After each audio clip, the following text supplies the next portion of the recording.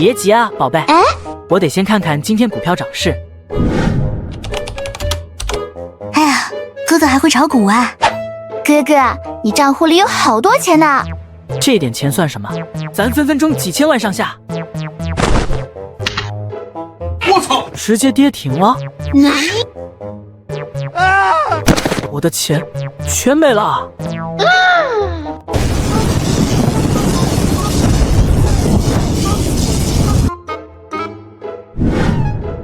陈爵，你贪污赈灾巨款，罪无可恕。靠！我穿越了，还被这货栽赃成大贪官。现在皇帝认定我贪腐，马上就要砍你的头！陛下声明。陛下，臣爵贪污300万两赈灾白银，仅砍头不足平民愤，臣请诛其3族。请陛下诛其3族。好，朕下旨，先斩他，再诛其3族。操！不就是钱吗？老子领先几千年的商业套路，在古代还能因为钱死了？陛下，臣扣下300万两银子，是因为300万两赈灾不够，臣是要将300万变3000万拿去赈灾。笑话，天大的笑话！朝廷一年赋税才1000万两。陛下，此人已疯，请速斩杀。我没疯，我的确有办法变3000万。有何办法？若说不出，那就不止诛杀你父母妻3族了，而是要诛你9族。狗杂种，等老子翻身了，看老子不弄死你个龟儿子！陛下，臣的办法很简单，就是公司上市，发售股票。混账，哪儿来的胡言乱语？汝陛下圣听。对呀，听都没听过。什么公司，什么股票，先贤书里没写过啊？陈爵，什么是公司股票？一群土鳖，看老子怎么拿领先几千年的商业套路赶你们韭菜！陛下，姿势体大，事关社稷，请准臣独奏。陛下，不可，他明显是在胡说啊！朕如何决策？要你多嘴，退下！陈爵，朕便给你这个机会，若你是在骗朕，臣应谨受禄。看老子给你装一个今天下之大弊！1年10亿，1月就是快1亿，1天就是300多万，1个时辰就赚25万两啊！哈哈哈！发了！有陈爵在，朕啥事不干，财源滚滚来啊！父皇，你答应给我的10万两，你啥时候给我啊？女儿，这钱啊，你得问朕新封的户部尚书要啊。父皇为了赈灾，私库都掏光了，那是一个铜板都没了。户部尚书真能给我10万两？没错，他就算没有，也能给你赚出来。你去找他，顺便把户部尚书令给他。朕上次忘了。他这么厉害，那我可不只要10万了。不许多要！你一个将被诛9族的人，说自己是户部尚书，胡言乱语说个不停。不信我，到时没你们好果子吃。信谁信谁傻子！废物！我也不多说，把证明身份的尚书令拿出来，本官立马给你磕一个。啊！靠！这玩意儿皇帝也没给我，太不靠谱了。废物东西，掏不出来就是假冒大臣，本官便替陛下惩治你，是为何在？杖责百棍，敢动本官，必有人惩治你们。本官在此，谁敢惩治他们？本公主胆。公主来护他。他真是户部尚书。哦，你写的这文章讲述赚钱3要素：信息打击、商业模式碾压、资源平推。钱还能这么赚，真是让朕耳目一新。你确有才华，但上市公司和股票又是何物？陛下，所谓公司上市，便是先打造出一个所有人都相信能赚钱的生意。等生意打造好后，再将生意具化为股票，然后告诉所有人，只要买咱的股票，就能从这个生意中分到钱。原来如此，既然所有人都相信，那所有人都会投钱。而他们投的钱，都是咱们的。陈觉，你有点大胆啊，敢与朕碰杯，不怕朕治你个不敬之罪吗？在臣还没有把300万变3000万之前，陛下也许还舍不得治我罪吧？确实舍不得，不过3000万全拿去赈灾吗？你不给朕留点吗？老毕登这就开始想分钱了。这钱不属于赋税，不入国库，自然是入陛下的私库了。哦，那你觉得剩多少合适呢？2000万两怎么样？老毕登还挺贪，正好你越贪，对老子越有利。陛下，2000万两怎够？倘若陛下重用我，2亿两都不多。好，那朕便大大的重用你。那臣定还陛下一个鼎盛之国。你需要朕做什么？尽管说来。只需陛下放开朝廷对铁矿的垄断。铁矿收入可是赋税大头，这……陛下放心，放开垄断后，朝廷依然掌控铁矿，不过收入会翻数番。那就没问题。还有其他的吗？还需麻烦陛下召集百官，开一个上市敲钟大会。这大会有什么用？陛下，这大会用处多多，最大的作用就是让百官知晓公司与股票有陛下做背书。有朕做背书之后呢？有陛下背书，百官就会确信这生意能赚钱。妙啊，这样他们就会投钱进来。他们投的是小钱，最关键的是百官能带动商人、世家们投钱。好，好，这样天下钱财便能尽数汇聚。好，那朕便放开垄断，再请出社稷神钟，为你助威造势。谢陛下。如今户部尚书一直空着，你又有如此大才，你可敢担此重任？臣必定全力以赴。好，那朕便不拘一格，封你为户部尚书，掌领天下钱财。朕要明年赋税变成1亿两，你可敢应？不敢。不敢？1亿太少，臣保底10亿。宰相大人，臣觉那傻逼皇帝弄走后必死无疑。臣觉一死，就饥荒那300万两，便进入吴代。大人，要不还是拿出点钱去救灾吧，不然要死好多人，拿几万两也好啊。你是在叫本相做事？不敢。那些灾民死绝才好，狗都不如的草芥，要钱何用？敢质疑本相，来人，把他这身官服扒了。大人开恩啊，开恩啊！要本相开恩也行啊，今晚把你发妻送我府上，让本相试试他认不认啊。是，一定送来。说正事，本相听说陛下已选出了新的户部尚书。刘大人的意思是，想要快活，还得让这新任户部尚书上咱的船，就4个字儿，分他点钱。巧了，我就不贪钱。臣觉你还没死，不仅没死，而且我还成了户部尚书。什么？你们好大的官威啊，动不动就要惩治人，以为你们是刑部的？公主，这厮贪污腐败，我们清正廉洁，必须惩治他。就你们还廉洁？别呆着，跟本公主走。公主，您为何护他？他欠我钱，我不护他，谁还我钱啊？我啥时候欠你钱了？什么？他贪污了300万两还不够，还问您借钱？他欠我钱可不是因为借钱。走啊，算算你我的账。刘大人，这是有借才有欠，既然欠钱不是因为借钱，那一定是因为借了面子或情分。这废物定是拿钱贿赂了公主保他，难怪敢冒充户部尚书。呵，但他也不想想，户部尚书何等尊贵，岂是他能冒充的？圣旨到，奉天正月，皇帝诏曰：明日早朝，百官齐聚，谨社稷审中，共迎户部尚书主张的上市敲钟大会。兼旨，请户部尚书接旨。公公，尚书不在这，那便由你们转交吧。竟要百官齐聚，竟请了社稷神钟。户部尚书非同凡响，深得陛下宠幸，我等必须得巴结他。臣觉，今日本公主给你解围，又帮你跑腿，送着纯金打造的尚书令，你拿什么谢我啊？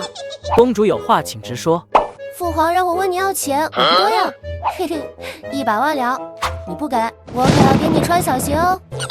这对父女真是亲生的，都这么贪。不过老子赚钱的本事大过天，就怕你不贪。100万两怎够？公主伸手，就算1000万两，臣也能给公主。1000万两？当然，只要陛下驾到。糟了，父皇肯定不许我要1000万两，你赶紧藏起来，偷埋进去，别让父皇看到你了。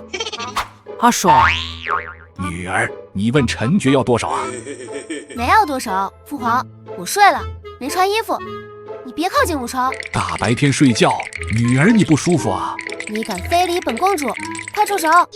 公主，你不觉得这样很刺激吗？女儿，你到底在里面干嘛？父皇啊，我睡觉了。那我怎么看见被子在动啊？父皇，想必是看错了。父皇，我身体不适，父皇先回吧。好吧，那朕先回了，明日再问你。臣爵，你非礼本公主，找死！冤枉啊，公主！要真是非礼，您刚才怎么不叫陛下进来抓我？我要杀了你！公主，您这么聪慧，怎么会做亏本买卖呢？杀了我，您不仅吃亏，还拿不到1000万两。等本公主拿到钱了，还是会杀你。那臣便等着公主来杀哦。小娘皮，还杀我？等着被老子调教吧。父皇说，明日会召开上市敲钟大会，也就是说，你明日便能给我钱。当然，从明日开始，我就是天下第一有钱人。社稷神宗，国之重器。不出则已，一出惊人。我听说新任的户部尚书便是今日的敲钟人，主持敲钟大会，引领我魏国新未来。这户部尚书如此得陛下宠幸，等会尚书来了，咱们可一定得好好结交啊！想结交本官？不好意思，本官不与猪狗为伍。废物！你不过8届上的公主，竟敢如此嚣张！老子就嚣张了，怎么地？莫说公主不在，就算在，金銮殿上岂容你这贪官猖狂？本官今日便要替公主和陛下教训你。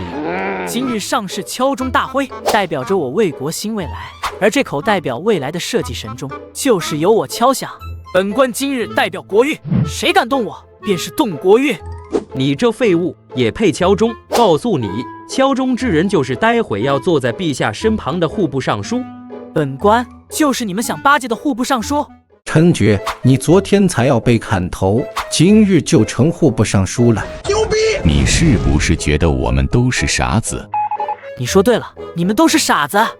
好大的狗胆，敢在金銮殿大放厥词！侍卫，给本官拿下他！且慢，他既然自称户部尚书，定然知道怎么开上市公司了。没错，你口气这么大，有本事就讲讲怎么开公司。方法很简单，只需朝廷放开铁矿的垄断，让公司经营铁矿，随后公司上市，让天下百姓都能给公司投钱，并参与分红。大逆不道！铁矿乃国家重要资源，你竟敢分给百姓？百姓只参与分红，不参与经营，铁矿主权还在朝廷手中。闭嘴！竟敢动摇国之根本！侍卫，直接拿下！一群蠢材！本官乃新未来之主角，谁敢动我，我便直接敲响社稷神钟，换来陛下。跳梁小丑，你当社稷神钟谁都能敲吗？不是陛下指定敲钟人敲钟，将会死无葬身之地。哼，我倒要看看谁死无葬身之地。他竟真的敢敲响社稷神钟！社稷神钟一声响，便要抵挡腐朽，冲刷老旧。难道他真是户部尚书？只等今日敲钟大会一过，朕便财源滚滚了。这么说来，这臣爵真是天降我魏国的财神啊！什么？朕没到就敲钟了？莫非发生什么事儿？快摆驾金銮殿！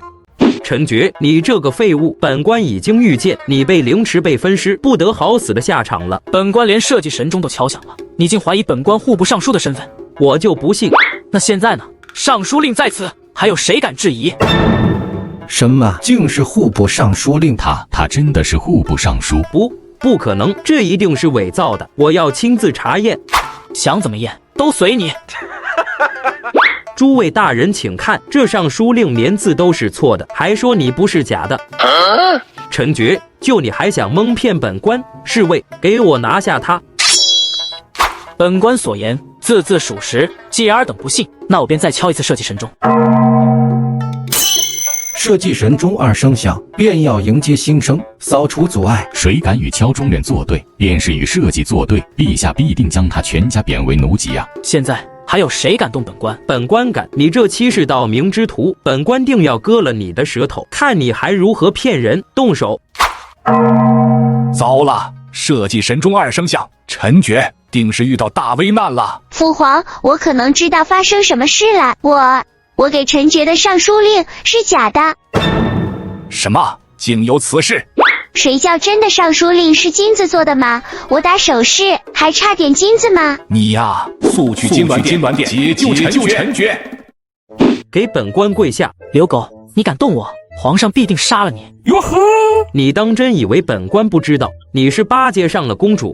陈觉，你也不想想，在座各位大臣，有谁真的怕公主呢？你找公主做靠山根本不管用，只有陛下的话才有用。哼，蠢货，我的靠山就是陛下。诸位大人快看，这条疯狗还在嘴硬呢。陈觉，你前有贪污腐败，昧下300万了，后有冒充上书，伪造令牌，犯了欺君之罪。今日本官就先拔了你的舌头，替陛下惩戒于你。刘狗，你敢动我，陛下过来必定砍了你！死到临头还嘴硬，胆敢冒充户部尚书，陛下来了肯定会先砍了你。陛下驾到，都给朕住手！陛下竟真的护着他？难道他真是户部尚书？谁敢动他，朕先让他人头落地！混账！谁给你的狗胆，敢动他？陛下，他冒充户部尚书，罪当处死。臣只是替陛下先教训一下他。谁告诉你他是冒充的？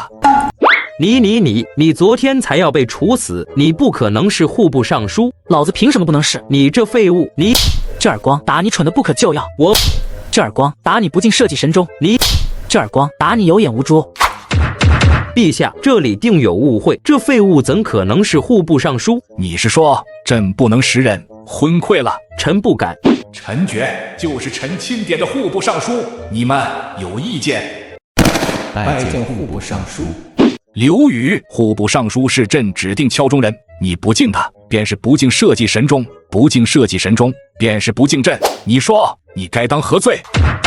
陛下饶命！陈觉，你说如何处置他？既然他有眼无珠，那便叫他有眼无珠。好，侍卫何在？挖他一只眼。遵旨。把他抬出去。陈觉，敲钟大会可以开始了。遵旨。奉陛下旨意，设上市公司，放开铁矿垄断，发3000股票，聚万千财力，助国运昌隆。诸位大人，本来只有在股票售卖处才能卖股票的，但因为售卖处还没建好，所以现在各位直接交钱便可以购买股票了。想一夜暴富，必因子孙3代的，那就快抓紧买啦！请问尚书公主，我等买了股票后，怎么就能赚钱了？真笨啊你们！只要买了股票，以后铁矿所有收益都会跟你们进行分红。此话当真？朕准许的，还能有假？那股票怎么买呢？1万两白银买1股。这，臣一心为国，两袖清风，实在是。臣为官清廉，一向视钱财如粪土，别说1股，半股都买不到啊！真的吗？你们可知铁矿1年营收多少两银子？多少？铁矿1年营收多少银子？300万两哦！只要你们买了股票，几年时间就能回本，剩下的就是纯赚了。还想着诸位操劳国事，给诸位发福利呢，没想到诸位财力有限。那就没办法了，看来诸位大人注定穷一辈子了。那咱就不卖给诸位了。别，我们有钱。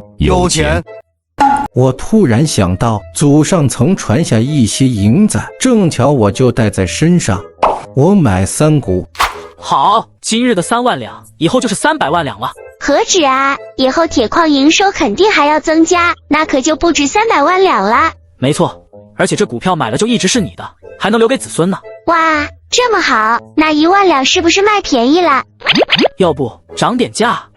别涨价，我们买，我们全买。但是各位清廉如水，没有银子，我还是卖给别人吧。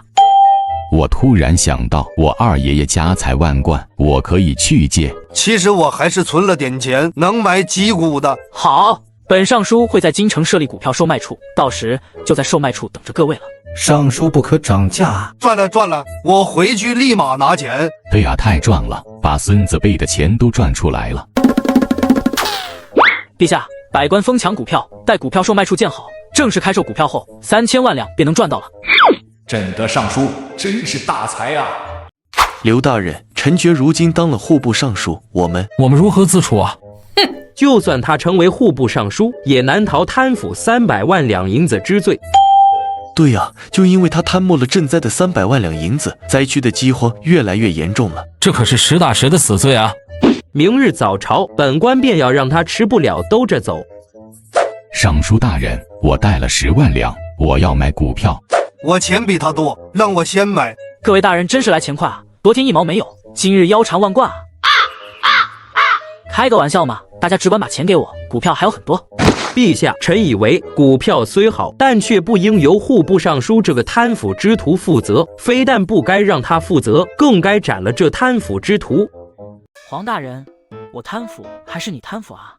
哼，自然是你，你贪腐300万两，导致南河饥荒肆虐，百姓一子而食，论贪腐，你当朝第一。陛下，就因为他，南河百姓民不聊生啊！臣每思之，心如刀割。如今他非但无罪，反而升官，世间没有这般道理啊！陛下，请陛下秉公处理。请陛下处死了，以为天下民心。且不说300万两并非我贪污的，就说南河饥荒也是非300万两能解决的，尔等欲加之罪，何患无辞？还在狡辩，有300万两，南河能少死许多人，你罪大恶极。陛下，300万两虽非我贪污，但南河饥荒之乱却是我职责所系。既然职责所系，又如此失职，臣觉你该自裁以谢。刘大人好算盘啊！所有黑锅盖我身上。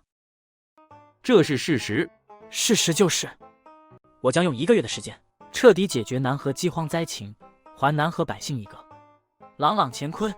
1个月怎么可能？南河饥荒疾病已久，就是数年也不太可能解决啊。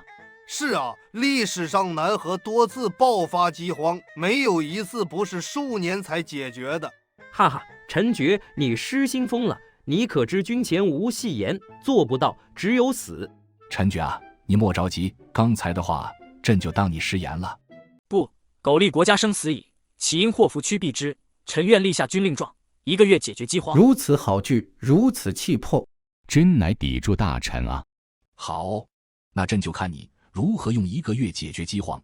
夸下海口，自掘坟墓，1月后做不到，你必死。我必能做到。女儿啊，你别转了。父皇，我实在想看看，这么聪明一个人，怎么突然就笨蛋了呢？哎，臣觉啊，刘宇明显想害你，朕都看出来了，你还傻傻往上撞。陛下，公主，臣不傻，臣有10成把握，能1月内解决南河饥荒难题。你确定？也没发烧啊。南河饥荒祸因有2：一是人口太多，2是河患肆虐。没错，河患肆虐，年年损毁粮食，治理困难，数年寸功未见。再加上人口又多，自然年年有饥荒。治理困难，主因是南河穷困，百姓潦倒，无利可图，所以天下商人不愿去那里。是啊，商人去到哪里便繁华，但前提是那里有利可图。无人去，朝堂治理也变得尤为困难。南河别说利了，全是害。但臣有办法，让南河成为宝地，让天下商人趋之若鹜。什么？快说什么办法？那废物说1月能解决饥荒，本官虽不信，但还是要防患于未然。大人，如今国库空虚，那废物要赈灾，必然建立江南大商会去借粮食。只要让江南大商会不借粮食给他，他就成不了事了。商会的商人都是铁公鸡，1毛不拔，他借不来的。大人未有万全把握，还是请大人亲自告知商会不准外借粮食。好，为了让那废物十死无生，本相就亲自跑一趟。让南河灾区变为宝地的办法，就是在这一块灾区设立一个商业自治特区。在这个特区内，所有产业，包括盐铁等产业，都将有2年时间不被朝廷垄断，可以由商贾自行经营。原来如此，这样一来，那些商人肯定趋之若鹜啊。特区一设，南河可有太多利益可挖掘了。没错，商人们为了逐利，自然会在南河铺设道路，开设商号，建立作坊，招揽工人。2年时间，已足够天下商人将南河修建成一个富庶之地。到时候再收回垄断权，朝廷坐收渔翁之利，惊天伟地，创造奇迹啊！你若真能做到此事，朕升你为宰相。好，那臣这便去召开大会，告知天下商人，今日南河已从人人躲避的灾地，变为争先抢占的宝地。为了确保万无一失，这块御赐金牌你拿着，持此金牌，如朕亲临。这次没人能阻碍你解决饥荒，为天下谋福祉。宰相请放心，我商会必不会出哪怕1两粮食，其他货物也分毫不会借出。哈哈哈，这下陈觉那废物绝对死定了。刘狗，怎么哪儿都有你？呵，废物，你果然来借粮啊！告诉你，你1两都借不到。借，老子一句话，他们抢着给老子送。什么？你当你瓜儿有多大？还一句话他们就给你送？废物，你是尚书，但我是宰相，乐官位我比你大。本官不像你，从不做仗势欺人之事。那你凭什么一句话就能让他们为你送粮食？就凭这句话，是陛下说的。本官奉旨传陛下口谕，尔等认真听好了。今在南河设立商业自治特区，特区内所有产业，包括盐铁等产业，都将有2年时间，可供天下商人自由经营，朝廷绝不干涉。钦此。什么？我没听错吧？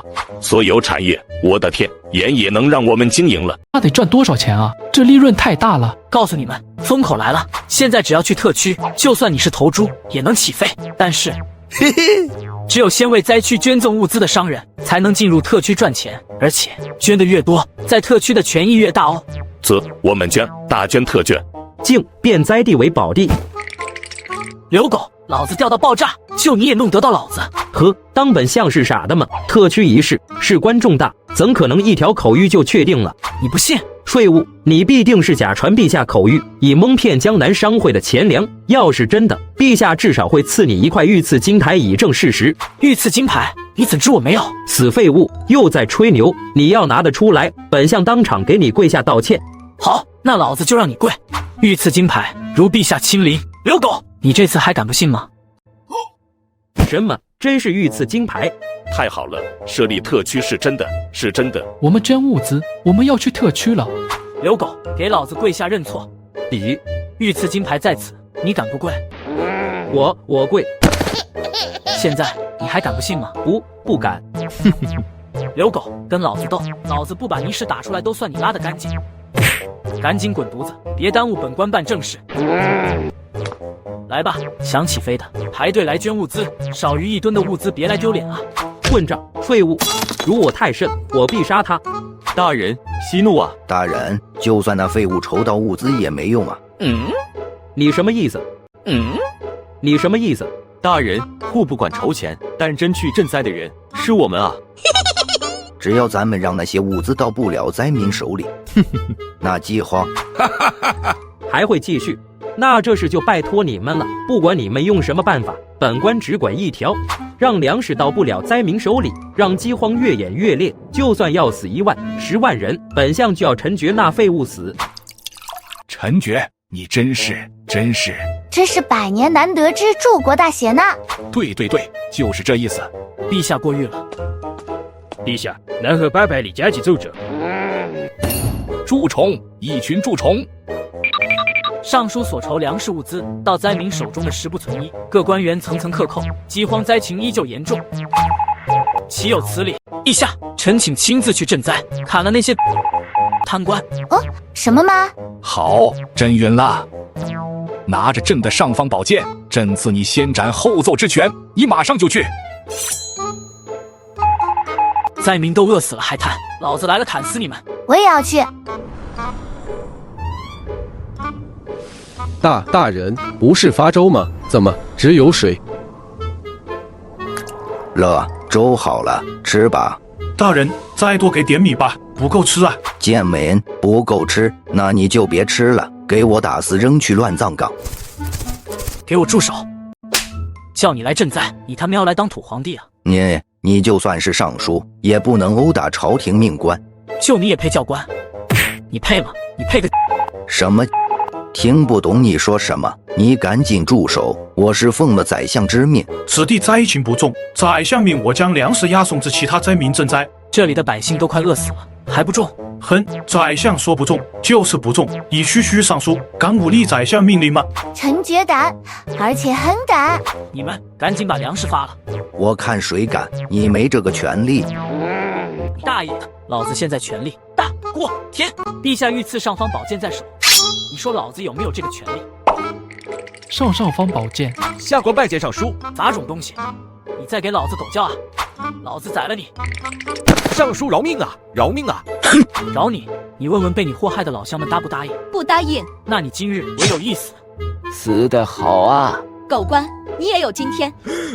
青天大老爷，您要给我们做主了。大人，我们都看见了，一车一车的粮食运过来啊。但是一粒粮食也到不了我们手里啊。因为那些官老爷说粮食是发给灾民的。你们不就是灾民吗？那些官老爷说我们不算。简直混账！你们不算，谁才算？官老爷们说了，饿得半死不活的人不算灾民，饿得一子而食的人也不算灾民，甚至饿得全家都死的人也不算灾民。那到底谁才算灾民？官老爷们说，只有快死了吃不下粮食的人才算灾民，因为这样赈灾，他们才不费粮食啊。请青天大老爷替我们做主啊！他们在哪？赈灾大堂，我必杀之！真是一群贱民，拿粮食给你们纯属浪费，拿粮食养了你们这群猪狗才是浪费！王八蛋，赶紧把贪的粮食物资拿出来！尚书大人，我可不是贪啊，我们是运往别的灾区了。还敢顶嘴？你敢？宰相大人就要来了。刘宇来啦，就能阻拦陈觉啦。公主，宰相大人来了，他有御赐金牌，也动不了我。嘿嘿，谁说他只有御赐金牌了？吓唬我是吧？除了御赐金牌，你还有什么依仗啊？你还有个屁？怎么样？没招了吧？傻眼了吧？生气了吧？是不是很想打我啊？你来打啊，打我啊，笨蛋！这么变态的要求我还是第一次听说。好，本官一定满足你。打得好，大老爷，打死他们，往脑袋上打。好，我一定打到大伙满意。废物东西，你敢打我，刘大人不会放过你的。刘狗来了也得挨打。你放肆，敢对宰相大人不敬，我可是宰相大人的心腹。那老子就把他的心腹斩了。你敢，混账！凭借一块御赐金牌就如此嚣张，但你想不到，本相有治你的办法。此乃先皇所赠黄马褂，可免一切刑罚。你再动他一下，就是死罪。废物东西，你动啊！你再动我一下试试。御赐令牌不管用了，你现在就是个死废物。你们这群贱民，本来本相还想着给你们一星半点粮食，但现在因为这废物冒犯本相，所以你们半粒粮食也没有了。你们全都去死！天哪，青天大老爷也没办法了。难道我们真要被活活饿死吗？黄马褂？笑话！你以为黄马褂就能吓住陈觉吗？公主此言何意？陈觉，把剑亮出来！黄马褂算个屁！今天就算你穿的是龙袍，老子也照斩不误。上方宝剑！你们两个狗屁玩意儿，老子今天就要拿上方宝剑斩了你们，为民除害！尚书大人饶命啊！我们有万亩良田，有万两黄金，有如花美眷，全都送给您。现在知道怕了？大人，我有用啊！我们可以给您银子，数不尽的银子。你这么怕死，怎么在害这些灾民老乡时一点不怕他们死啊？我错了，大人。但是大人，这些贱民的命不值钱，我的命值钱啊！说什么？刘狗，你养的这条狗的命确实很值钱啊！万亩田，万两金，啧。那你又有多少钱呢？本相钱财不是你能想象的。陈觉，今日你不杀他，明日我送500万两给你。500万两就能赎下他对这么多灾民老乡犯下的罪过吗？不能赎，不能赎！大人，杀了他！我妻子、我孩子全都饿死了，他们等可以活的。杀了他！好，我杀了他！刘狗，你找死吗？敢拦上方宝剑！陈觉，你为了几个贱民出头可以，但没必要杀他，惩治一番就够了。怎么？他们的命是命，灾民的命就不是吗？大人，我和他们不是一个等级的，他们的命只是草芥一样的东西啊！敢说这话，今日必死！刘狗，你养出的狗是真高贵啊！陈觉，你要是嫌钱不够，本相还可以再加。那你要加到多少？我可以拿出他所有的家当，总共1000万两。刘宇，你救人还用别人的钱呢？刚说的500万两，想必也是他出吧？不要管钱哪里来的，总之能给他。不行，你这是在收买我的良心，1000万两不够。那你要多少？你开个价。老乡们，这条刘狗要开价买下他的命，你们觉得他的命值多少钱？他是狗官，1文钱也不值。说得好，1文钱也不值得狗官，就该直接砍他。乡亲们，砍下他的头，以慰藉饿死乡亲们的在天之灵。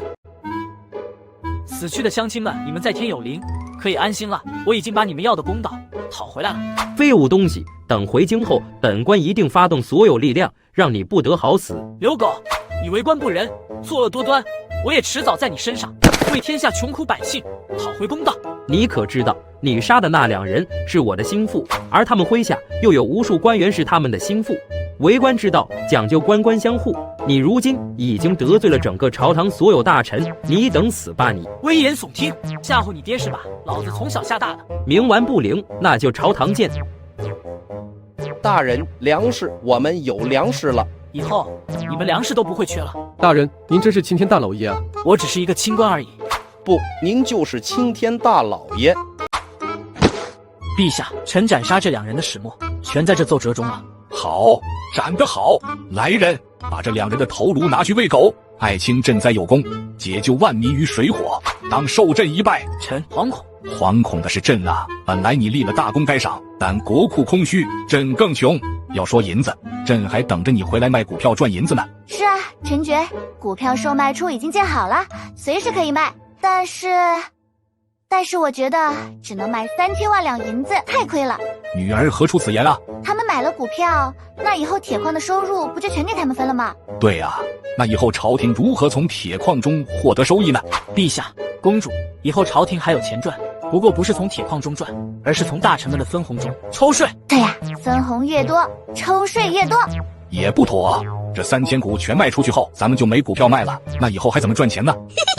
陛下可曾听说过股票增发？股票增发，没错，股票卖完了就增发股票，从3000股增发为3万股、30万股。这尚书真是太会赚钱了。一般，世界第3。你这水平才第3，那第1、第2难道是卧龙凤雏吗？你还是太谦虚了。就是太谦虚了，本来3000万两就已够多了，按照陈局的说法，还能赚更多。那我就不谦虚点。总之一句话，要赚多少就有多少。好，那朕也把话放这儿了。尚书如真能做成此事，高官厚禄，朕无有不准。那陛下可得提前准备好了。那废物总算要开始卖股票了。大人，难道您还要去买他的股票？买？为何不买？这股票摆明了赚钱，本相要大买特买。可是你买了，他不就更得宠了吗？哼，恰恰相反，陛下之所以重用他，是要他买股票赚钱。等股票卖完了，他也就无用了。无用之人还能当尚书吗？大人高见，明日一早便去股票售卖处。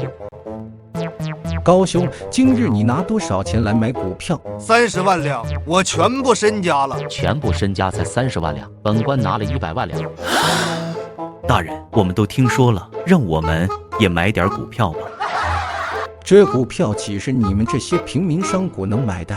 只有老爷我们这样有钱又有身份的官儿才能买。不对啊，只要有钱，谁都能买。想发财的，就快来买吧。买的越多，赚的越多。我要买，我要买。本官要买下所有股票。废物，等我把股票全买了，陛下必定倚重我，而你就没用了。谁啊，对，你买越多我越难受，看老子疯狂打你们韭菜。刘狗，你真是眼瞎了心也跟着瞎了。你买吧，买越多我越难受。哼，你自然会难受。陛下倚重你，无非是要靠你卖股票。等股票全卖了，你还有何用？没错，等你没用了，自然也就做不成户部尚书了。到时你还是一条废狗。对，到时他就啥也不是了。所以你们赶紧买吧，买越多越好。这小娘皮真钻到钱眼里去了。既然公主发话了，那本官就买下所有股票。等一下，宰相大人，你要买也别买全部啊，给我们留一点啊。对呀，我们也要买，给我们留一点啊。就凭本官有钱，这些银票足足有2000余万，本相全拿来买股票。刘大人家号称江南一霸，今日出手，果然非同凡响。是啊，听说刘家产业遍布各行各业，端的是一个巨富啊。哎呀，股票只剩2000股左右了，看来要全被刘宇买走。各位大人是买不到股票，赚不到钱了，除非各位加钱买。我们加钱买？我们加钱买，不能全让他一个人买了，我们也要发财。加钱加多少啊？我出11000两一股。那我就出12000两一股。刘宇，你太嚣张了，我出15000。2万，你们再喊本官就加到3万。哎呀，刘大人3万一股，公主，你还不赶紧把股票给他？一股2220万两。刘大人，刘宰相，您真是钱如其人，真是够二的。二又怎么了？没怎么，二的好。不过这些钱可不够买下所有股票，还差几百股，你不买吗？再帮本官凑点银子。大人，我们的钱都给你了，1两也没有了。缺的银子，本官打欠条，明日送来。好嘞。本官今日赚够了子孙3代的钱。你确定自己赚了？你就这么确定你赚了？有陛下做背书，我肯定赚了。没错，他肯定赚了。哎，恨财力不够，错失赚钱良机啊！错过了今天，何时才能再有这么好的赚钱机会啊？哼，有本官这个天下第一能赚钱之人在，你们也配赚钱？诸位别慌，股票还有很多，特别多。还有股票，还有股票，还有股票。陛下旨意，股票增发，从原先3000股增发到3万股。什么？我不信。圣旨到，尔等还不跪下接旨。奉天承运，皇帝诏曰：因铁矿营收会逐年增长，故将3000股增发至3万股，每股以5000两价格售卖。钦此。太好了，现在有3万股能买了，而且只要5000两一股了。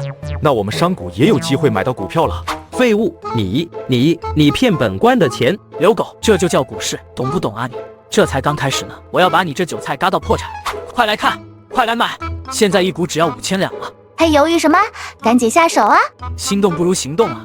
我要买，我要买，全都不许买！刘大人，你买那么多了，还要抢着买啊？对呀，你都打欠条了，哪儿还有钱买啊？废物！本官警告你，不许降价，不许增发。行啊，那你去跟陛下说啊。哎，要是你觉得亏，就把股票卖还给我嘛。你出多少钱一股收？我为人老实，不占你便宜。既然卖5000两，那收也是5000两。我刚3万两买的，你等着，这事儿没完。刘狗，欠的钱可别忘了。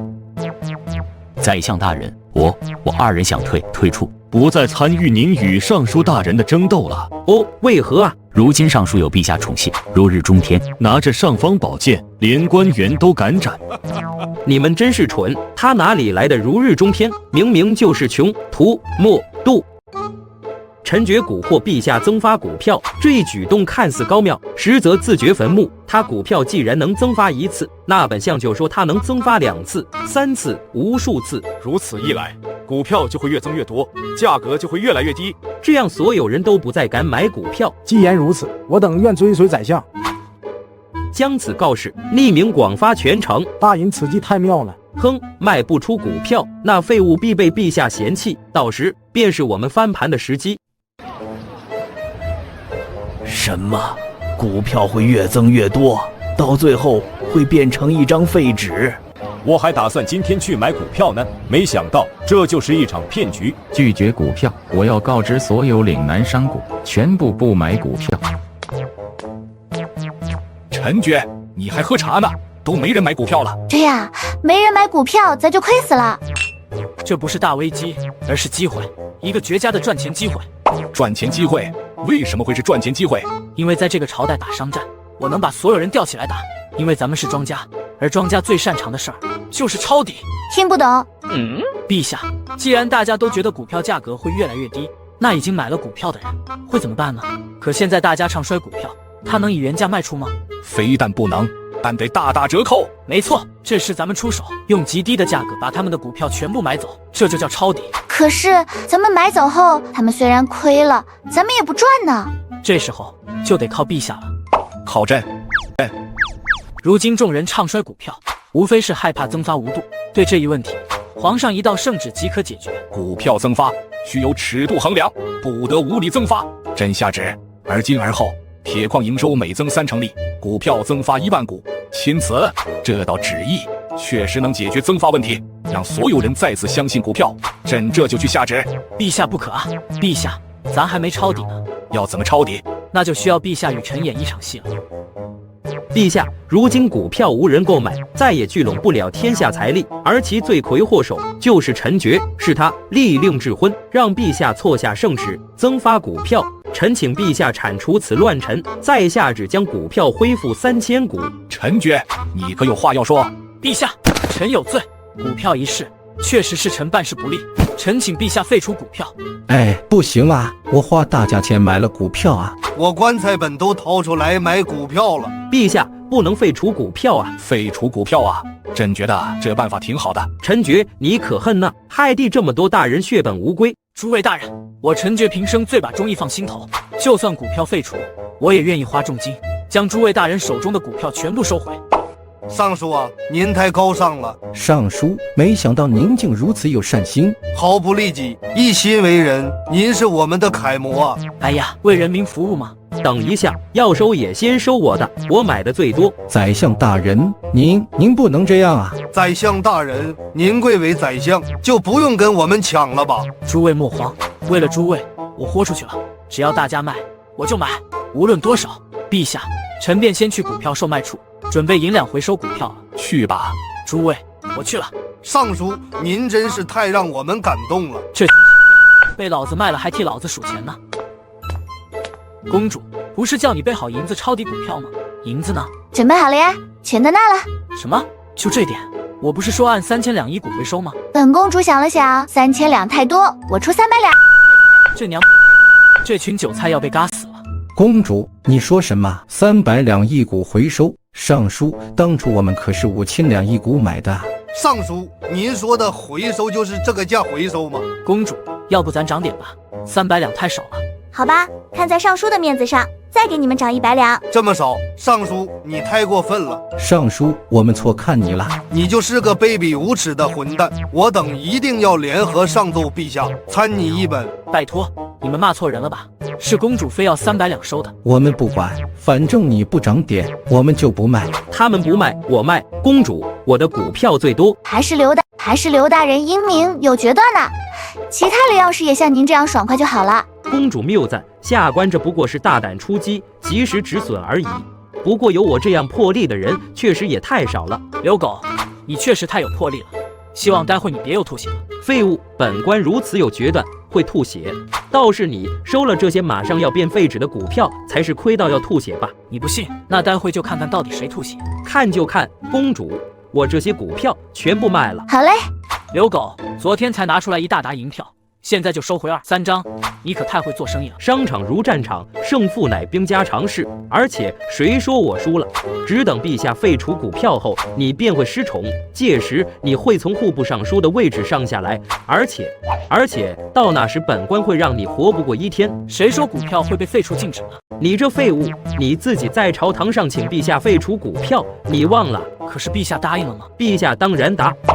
陛下说可以考虑，可以考虑就是万一不废除呢？不废除股票，那就太好了。没错，不废除我们就不卖股票了。疫情蠢材，就算不废除，但现在增发无度，股票滞销，无人购买，价格1天不如1天。废物，你还是难逃罪责。没人购买，那是昨天，而今天可不一定哦。哼，虚张声势，有什么不一定的？因为今天陛下会给天下商贾发布一道圣旨。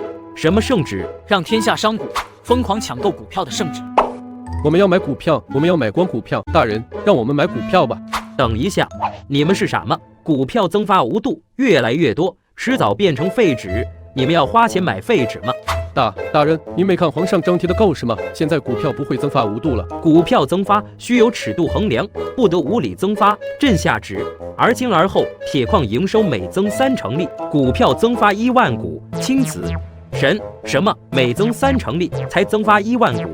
太好了，这样一来就不会无理增发了。陛下圣明啊！而且股票会越来越值钱。不卖了，我们不卖股票了。非但不卖，我们还要买，大买特买。买可以，但是今时不同往日，现在得2万两一股了。卧槽，这小娘皮太贪了吧！这可是已经增发到3万股了。2万两一股，有谁要买？奶，公主，我买，我也买。虽然贵，但以后肯定赚啊！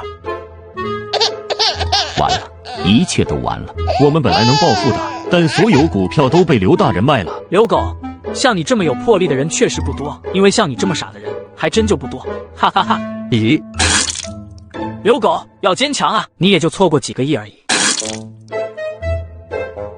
算出来了吗？咱们亏了多少？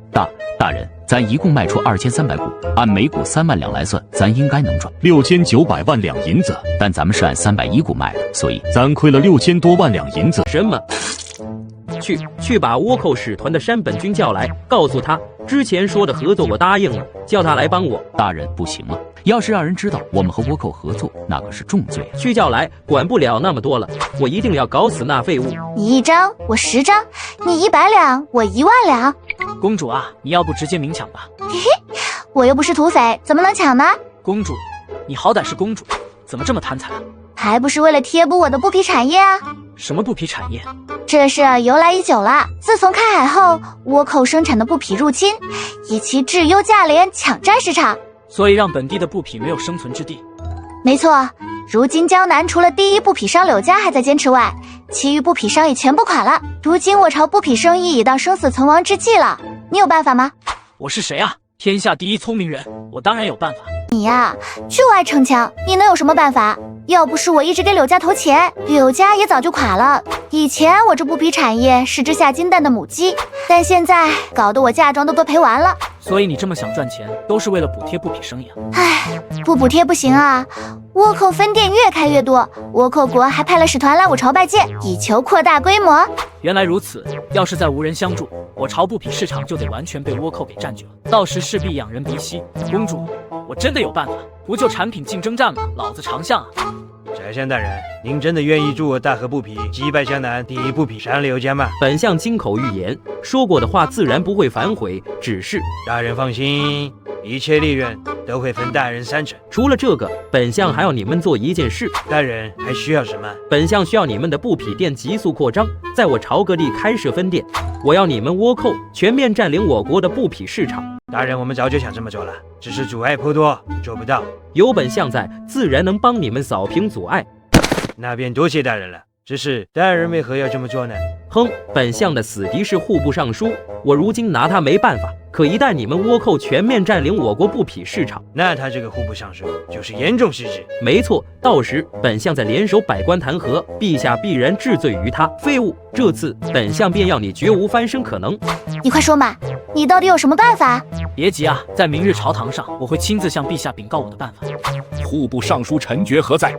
臣在。户部尚书筹粮赈灾，救万民于水火，又开创股票，为国家创收，当赏。陛下不可赏户部尚书啊！不赏，非但不赏，还要从重责罚。宰相大人，我正气赫赫，你还想责罚我？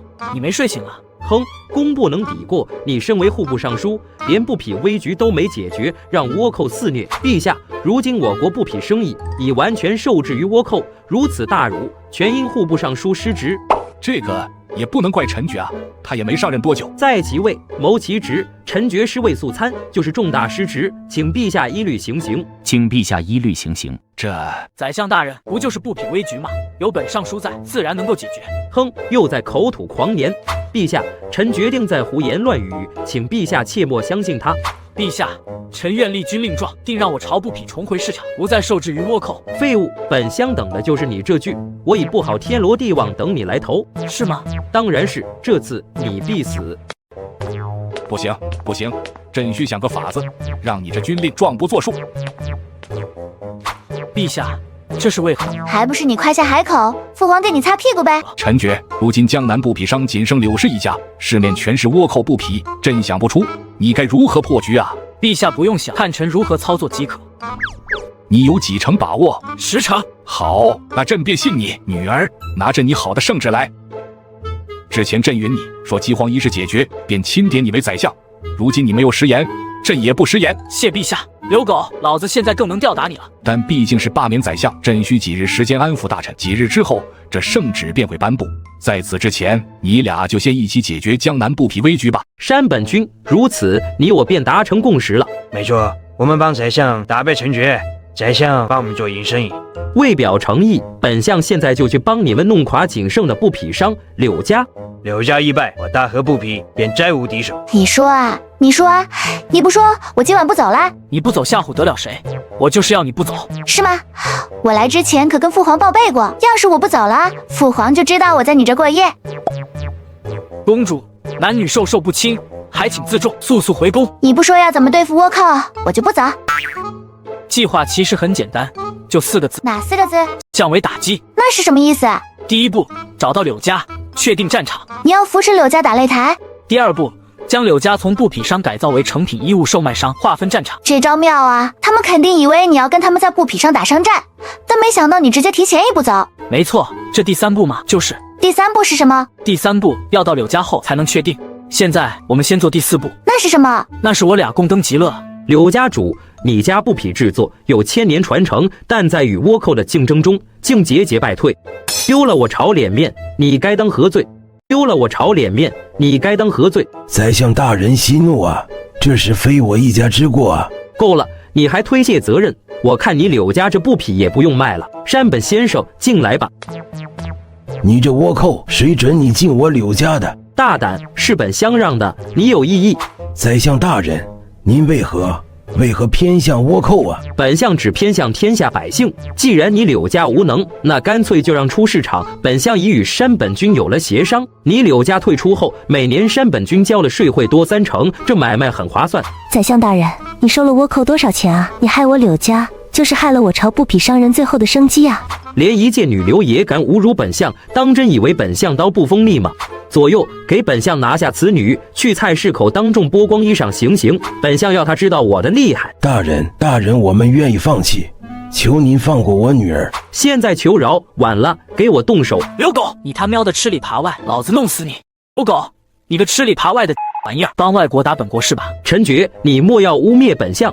柳家失败已成定局，不如提前让出市场。我已与山本君商议好，以后布匹抽税将会更多。本相此举增加了财政收入，避免了市场恶劣竞争，于公于私都问心无愧。好一个问心无愧！你他喵的有心吗？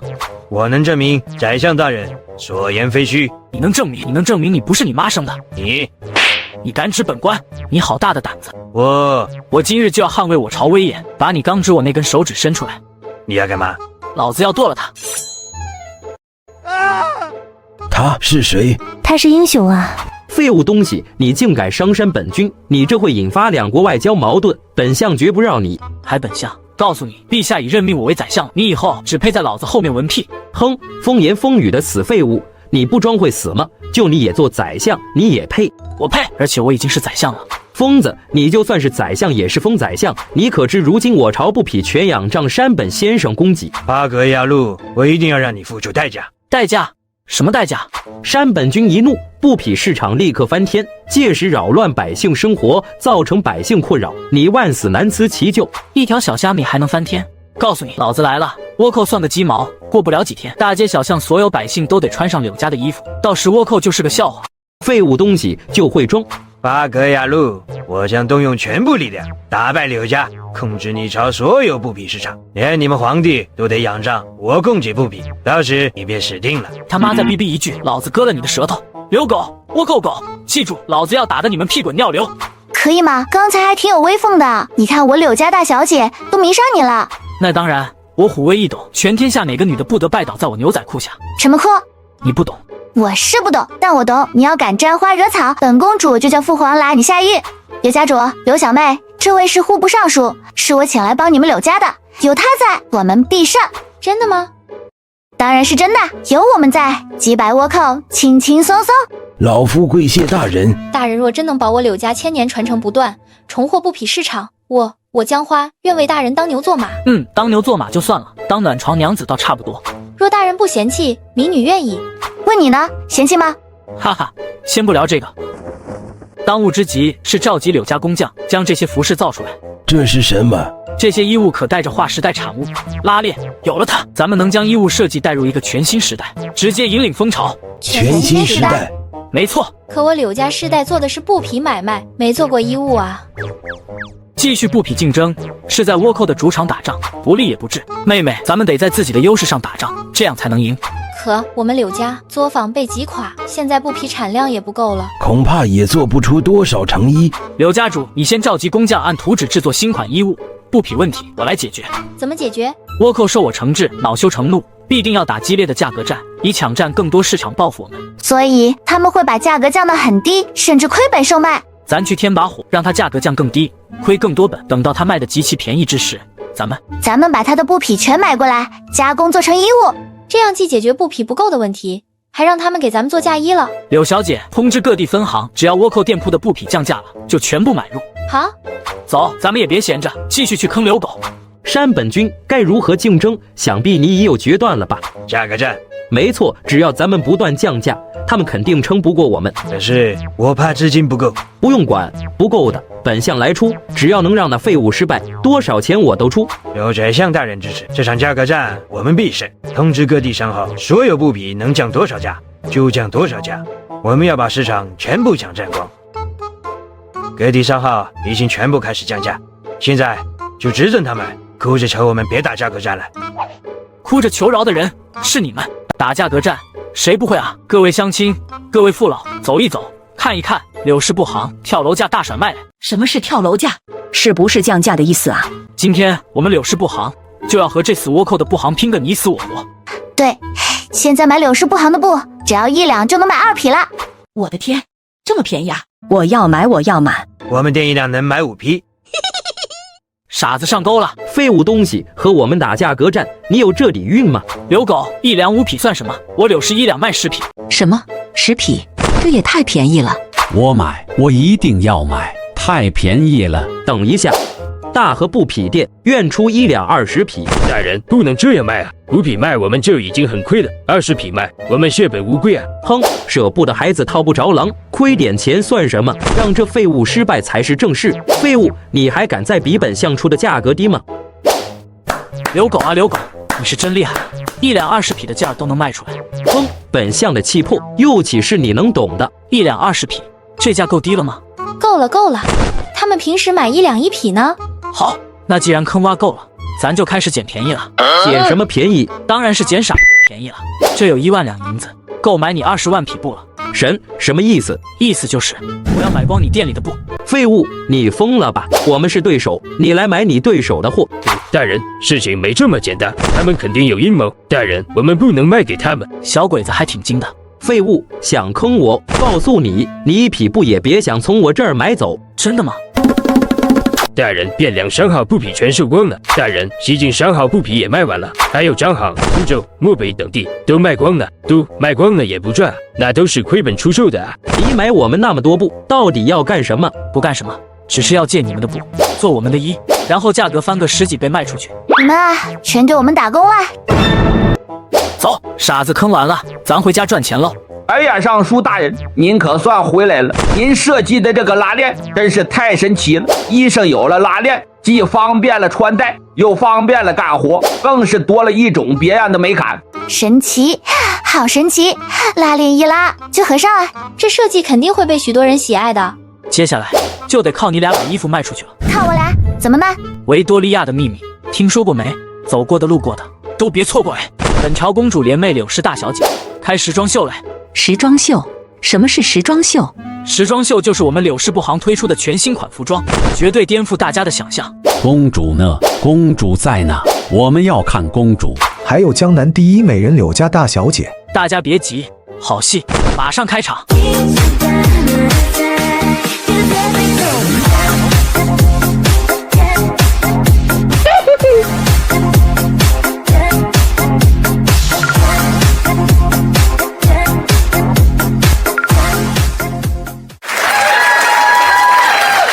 能看到公主跳舞，我这辈子值了。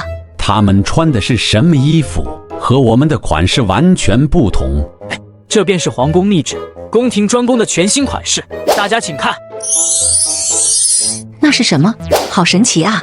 一拉就合上了。哎，这位老乡有眼光，此物名为拉链，让穿衣变得非常方便，全国仅有我们一家有卖哦。这些衣物从没见过。好新颖啊！难怪公主和柳家大小姐都穿。没错，连公主和江南第一美人都穿的衣服，难道你们不想来一件吗？我要买，我要买，这些衣服太帅了。要买就抓紧了，心动不如行动，晚一点就来不及了。我们现在就买。那废物到底哪儿来的想法？怎么会设计出这些新颖衣裳？完了，难道这次又要败了？大人莫急，我已派人将刘氏新出的衣物全数研究了一遍，现在已经可以完全复刻了。你的意思是？没错，抄，他们出多少，我们就抄多少。妙啊！这样一来，他们的优势就荡然无存了。抄，现在就抄！本相要抄到那废物哭着求我放过他。看看这个。江北预购10万件新款冲锋衣，预付2000万两。蜀中预定20万条短裙，预付3000万两。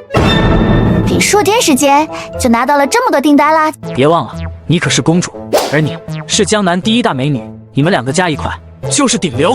2位美女很顶流，我也很顶流，要不要一玩啊？没个正形，继续说正事儿。大人，顶流是什么意思啊？顶流就是所有人都想模仿的对象，连皇室公主和江南第一美女都穿的衣物，天下百姓哪一个不想穿，哪一个不跟着模仿？原来如此。现在离彻底击退倭寇只剩一半的路了，剩下的路就得靠倭寇自掘坟墓了。他们为什么会自掘坟墓？因为他们会抄。抄？没错，眼看我们卖得好，他们必然仿造，但我有办法让全城百姓都来买咱的衣物，到时他们的货卖不出去，直接亏到破产。你有什么办法？5个字，帮我砍一刀。所有衣物已尽数仿造，也放出消息了，今日开门必将财源滚滚。我都能想象那废物会怎么哭了，哈哈哈。开门，百姓们肯定早已等不及要买咱们的衣物了。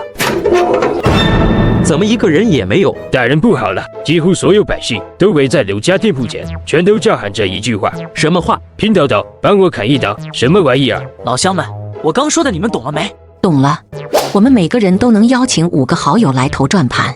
5个好友投中多少减免优惠？我们到时候买就能减免多少钱？哎，对了，但是有一条啊，这个活动啊，只有咱家会员才能参与哦。会员？什么是会员啊？没听说过。很简单，在本店先预付上10两银子后，您就是会员了。什么？还要预付10两银子？好贵！哎，别急啊，成为会员后，你们以后在这店买衣服全部打8折，而且预付的10两还能当15两用。我的天，那这不纯赚吗？我预付10两。哎，还是别急，10两只是青铜会员，100两是白银会员，1000两是黄金，10000两是钻石。黄金钻石会员直接打5折，而且所购衣物还能有江南第一美女和皇室公主的亲笔题字哦。我要做黄金会员，鱼儿小姐，给我题字。我要做钻石会员，公主大人，请把字题在我脸上。成为会员的大伙，快去找5名好友帮自己砍一刀，好友砍中的优惠，不光你们能拿，你们的好友也能拿哦。我们这就去拉人，怎么样？这样人拉人，充会员，是不是全城人都得来这儿买衣服了？刘宇那边估计得亏死，估计这会正哭着呢。不匹危局已破，我和公主需回去跟陛下汇报。你放心去，这里有我。故乡的樱花谢了，我的人生也到头了。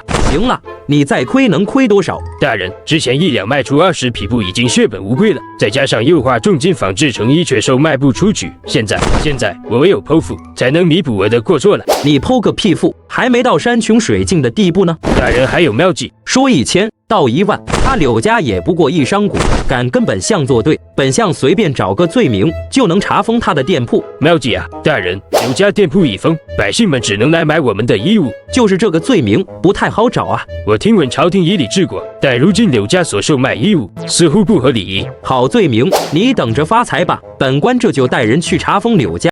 陈觉，真有你的！这个拼刀刀，还有这个会员制，真是神来之笔啊！确实聪明。陛下谬赞了，现在江南不匹危局已破，只需陛下一道圣旨，便能彻底解决了。爱卿需要朕下什么圣旨？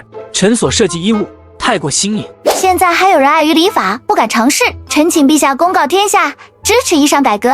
小事，朕准了。那臣便无忧了，臣这便回去跟他们报喜讯。爱卿莫急，朕还有喜事没告诉你。什么喜事？你要当宰相了。之前朕说需几日安抚大臣，现在朕已做到，罢免刘宇宰相一职的圣旨已经发下。也就是说，如今你就是一人之下，万人之上的宰相了。谢陛下恩典，是朕该谢你才对。陛下，刚接到消息，宰相刘宇带走部分侍卫，直奔柳家店铺，说是要去查封。什么？他敢？宰相大人，您要干什么？哼，干什么？你们柳家犯下滔天大罪，还敢问本相干什么？把所有不合礼仪的衣物收缴销毁，将所有柳家店铺查封。是，大人。尚书大人，您在哪儿？快回来啊！那废物是救不了你柳家了，不过想让本相放过你柳家也不是不行，只要你这江南第一美人服侍本相。敢动老子的女人，我剁了你！废物东西，赶紧滚开！柳家所受衣物不合礼法，本相这是一律查封。陛下来了也不能阻拦。之前不合礼法，但是现在他合礼法了。圣旨到，刘狗，你还不跪下接旨？真有圣旨。奉天承运，皇帝诏曰：江南新式衣物造型独特，设计精巧，利民便民，应大力弘扬，大肆推广，任何人不得阻拦。钦此。刘狗，这下你还有话说吗？你给本相等着！你还当自己是宰相呢？我不是告诉过你，如今的宰相是我吗？你也配撒泡尿照照自己吧？你不信是吧？要我信也行啊，有本事你再掏出一道罢免我宰相之位的圣旨来啊！我现在掏不出来。那你还敢在这信口雌黄？我掏不出，不代表没有啊！哼，真是笑话！要是真有，你倒是拿出来让我看看啊！我这就拿出来给你看。拿，圣旨在哪儿呢？那不是来了吗？圣旨到，真有圣旨。刘宇，圣旨到，还不跪下接旨？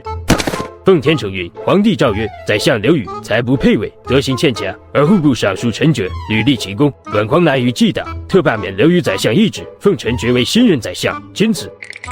不可能，绝对不可能！我要见陛下。你见个屁的陛下！刘狗，没想到吧？你也有今天。这一定是假圣旨，是假的，哈哈哈，一定是假的。我还是宰相，我还是……以后还请宰相大人多多照顾了。好说好说，哈哈哈。是你们，快！陈觉那废物假传圣旨，说我不是宰相，你们快随本相去见圣上，本相要让他死无葬身之地。刘宇，你还当你是宰相呢？刘宇，你疯了吧？陛下已经公告百官了。如今陈觉才是宰相了，至于你就是个屁！不可能，你们在骗我，我怎么可能不是宰相？疯了，真是疯了，真是晦气！别理他，咱们快去投靠陈觉大人。都是假的，都在骗我！呸！刘宇，这里现在可是陈觉宰相的府邸，你也配进？你胡说，这里是我家。你咋？陛下罢免你宰相之位，现在的你屁都不是。赶紧滚！再让我看到你来这儿，我把你另一只眼也戳瞎！完了，一切都完了。那陈觉真成宰相了。陈觉，你害本相穷途末路，众叛亲离。若我再得势，我一定弄死你。刘大人，你再得势的机会来了。刘大人，只要你加入我们大和国，那你的人生才刚刚开始。请让我重新介绍，我是大和国文治大臣山本一郎，而这位是我大和国百世圣王。刘大人，你愿意投入我大和国，征讨当今的朝廷吗？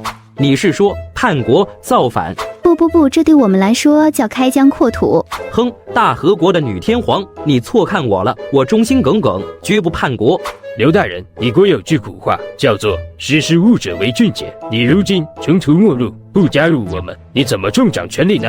加入你们，我就能重掌重权了。我大和国在你朝经商数十年，表面是做生意，实则探查山川地貌、兵力分配等情报。如今我们已掌握你们许多机密，已有备打无备，绝对必胜。刘大人，只要你投靠我们，事成之后，你便是摄政大臣。摄政大臣这么高的官？没错。现在，刘大人，你告诉我，你愿加入我大和国吗？天皇，只要能杀了陈觉，让我复仇，重掌重权，我就愿意。好，本天皇一定让你手刃陈觉。天皇，当今陛下最宠公主，您要打仗，最好先抓住公主做人质，这样皇帝必定投鼠忌器。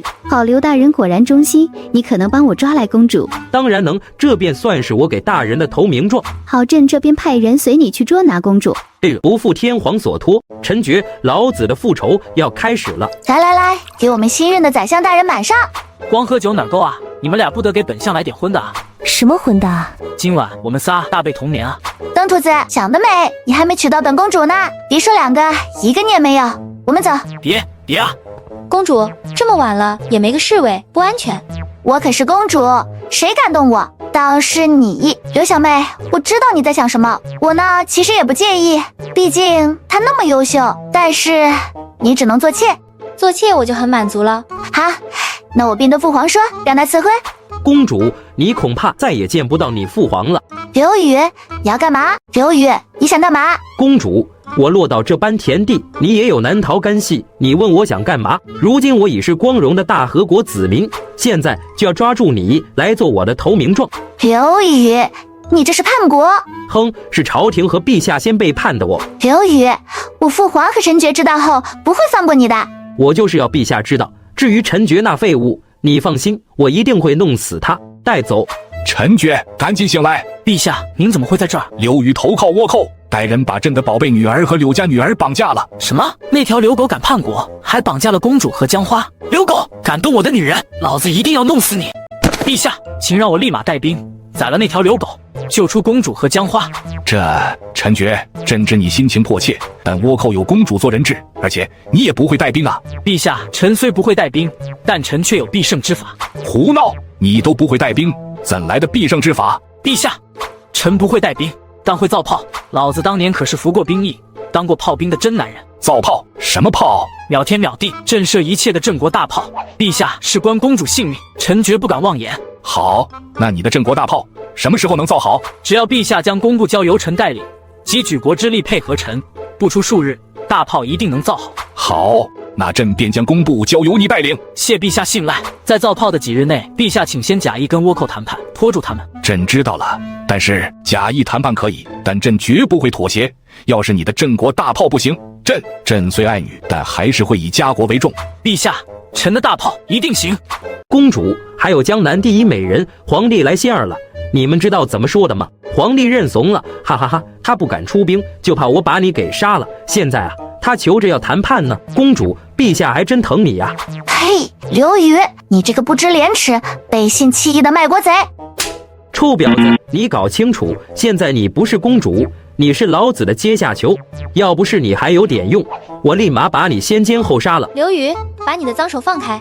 美人儿，公主有用，我不敢伤她，但你，我想怎么玩就怎么玩。刘宇，我是要给陈觉做妾的，你动我，陈觉饶不了你。陈觉，哼，这次谈判我已经点名让陈觉领头，到时我会像羞辱你一样，将他羞辱致死。诸位都是万里挑一的大匠人，告诉我，你们能不能把镇国大炮造出来？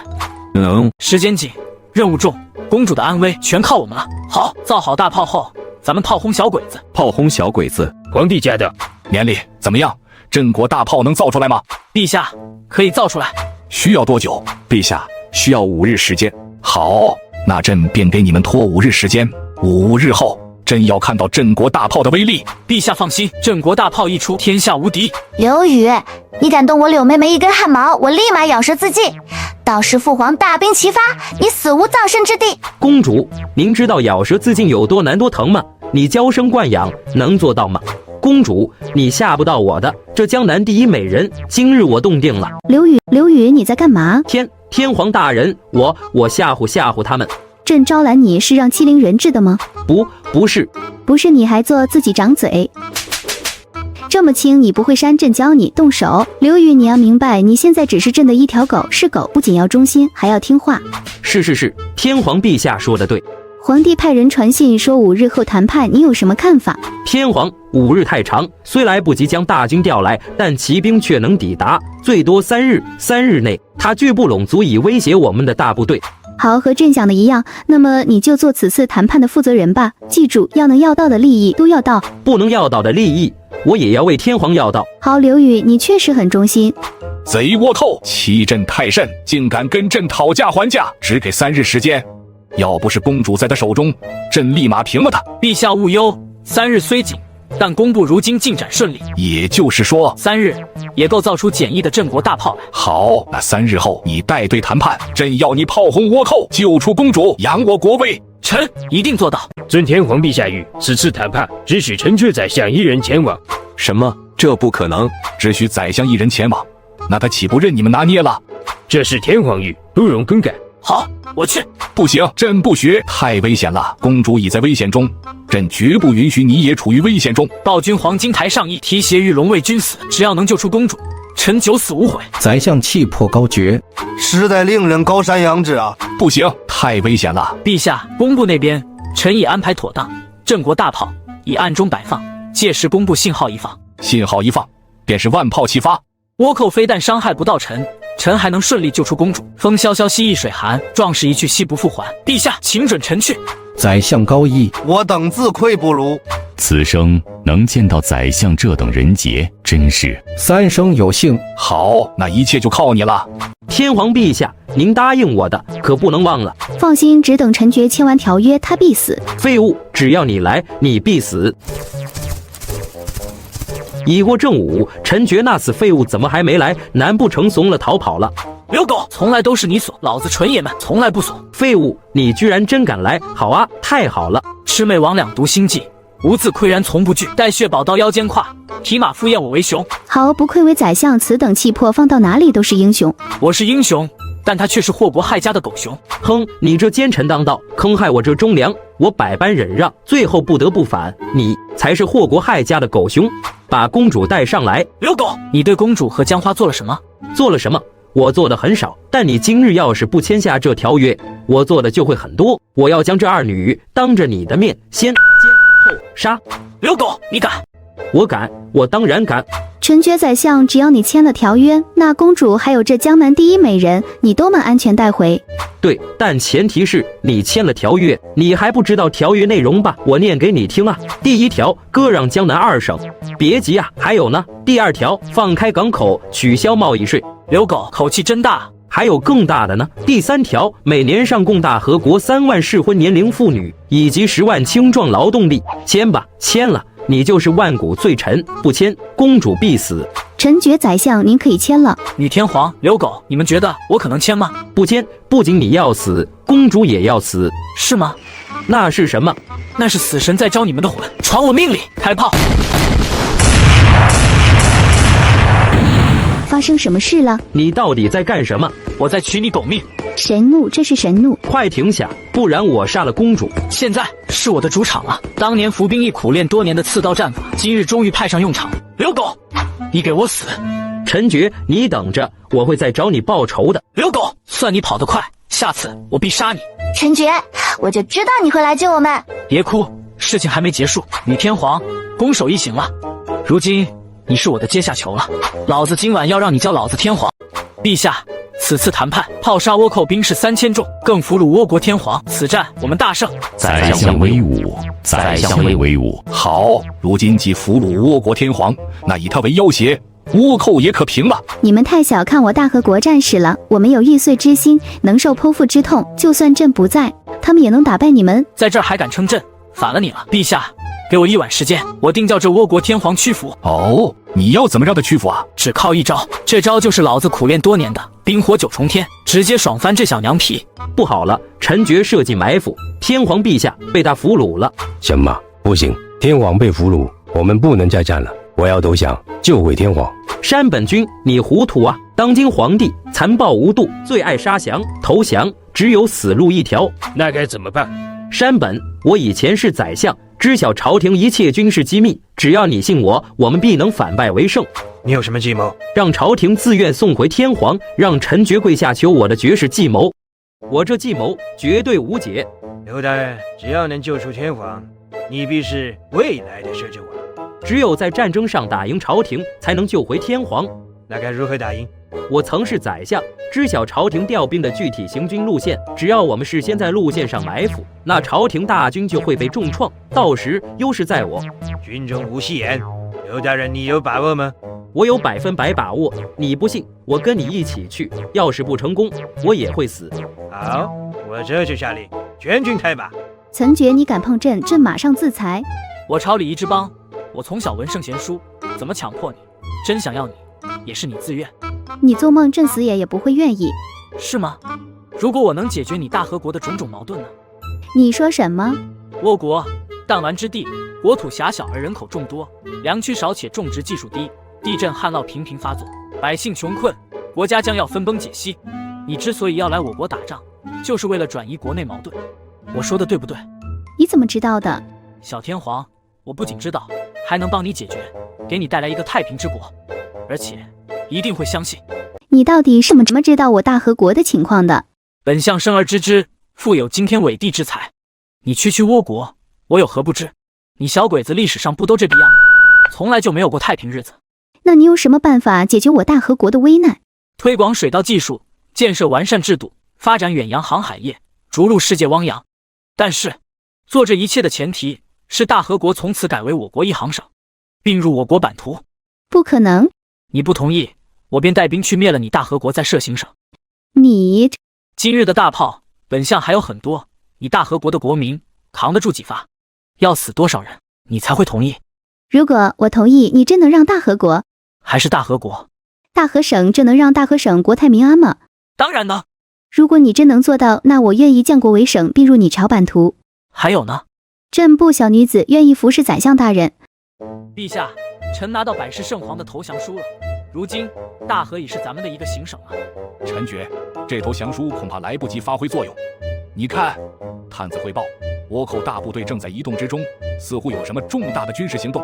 我明白了，倭寇的行军路线要跟朝廷大军的路线在此地交汇，必是刘宇泄露机密，想要带领倭寇伏击朝廷军队。什么？这可怎么办？如今已来不及通知大军了。陛下勿慌，臣有一计。什么计？4个字：将计就计。上次工部造好郑国大炮后，臣又命他们继续造手榴弹，臣可以带领轻骑，一路快马加鞭，带着手榴弹去来一个反埋伏。这手榴弹也有郑国大炮的威力，虽不及，但数量多的话也不差。好，那朕便让你带着轻骑去。父皇，太危险了，臣觉会有危险的。陛下能不能换一个人去呀？放心吧，朕会保障好他的安全的，而且他也需要立大功，不然朕也没由头把你俩赐婚给他。将引线拉出，牵扯成线，到时敌军一扯断线，就会引爆手榴弹。是，大人。大人，按照您的吩咐，500支手榴弹已全部运送过来。好，那可是500支啊！刘宇，绝对够你喝一壶的了。大人，所有手榴弹已全部埋下。好，所有人各领50支手榴弹，进入指定位置待命。是。此地开阔，最适合安营扎寨，朝廷大军定会在此扎营。我们选此地埋伏，绝对出其不意，能将朝廷大军杀得丢盔弃甲。好，那我们就在此地埋伏。众将士分组，将此地情况探明。是。这什么？发生什么事了？大事不好了，我们可能中反埋伏了。什么？将士们，炸他们个底朝天！有埋伏，快向我靠拢。对，靠拢。老子要的就是他们向你靠拢，不靠拢，老子手榴弹白买了。我大和国的将士们，都是我的错，我唯有剖腹才能赎罪。为了天皇，倭寇已乱，所有士兵跟我冲锋，杀光倭寇！冲锋，杀光倭寇！刘狗，这次你该死了吧！陛下，臣全歼倭寇主力，生擒叛国贼刘宇，不负陛下所托。有你，真是我朝之福啊！宰相大人威武！宰相大人威武！宰相大人饶命啊！我再也不敢了。陛下，刘宇如何处理？拖去菜市口，正午斩首。是。臣觉，等一下，这里还有一件更重要的事要你处理。此女答应投降，愿意将大和国变为我国行省，但是她有一个条件。我的条件就是我要嫁给你，以便督促你让大和行省的内部矛盾。公主和柳家姑娘那里，朕已经打好招呼了，他们都同意了，就辛苦你再多那1房妾了。为了国家，臣在那100房妾又何妨？老子爽死了！宰相高义，宰相高义。刘狗，正午快到了，你有什么遗言就赶紧说吧。我错了，宰相大人，我给您当狗，您放了我吧，求您了。不能放，坚决不能放。刘狗，听听民意吧，你贪腐巨款，坑害贤良，鱼肉百姓，叛国卖家，罪无可恕，你还有脸求饶？50一刀，斩！大贪官死了！大贪官死了！陛下，臣已将刘宇斩了。恭喜恭喜呀！恭喜什么？恭喜宰相大人大婚啦！什么？臣觉朕有一道圣旨，你且听着。奉天承运，朕诏曰：金江公主、柳氏女、大和天皇赐婚臣爵，皆无穷之欢。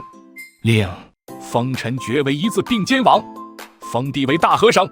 封地大和尚，老子要去做小鬼子的祖宗了！哈哈哈！陈觉，以后你便是朕之下第一人了。以后你可还要继续忠心为国啊！臣一定尽心竭力，与陛下一起成就千古伟业。好气魄！不过现在你得去洞房了。老婆们，今晚咱们大被同眠。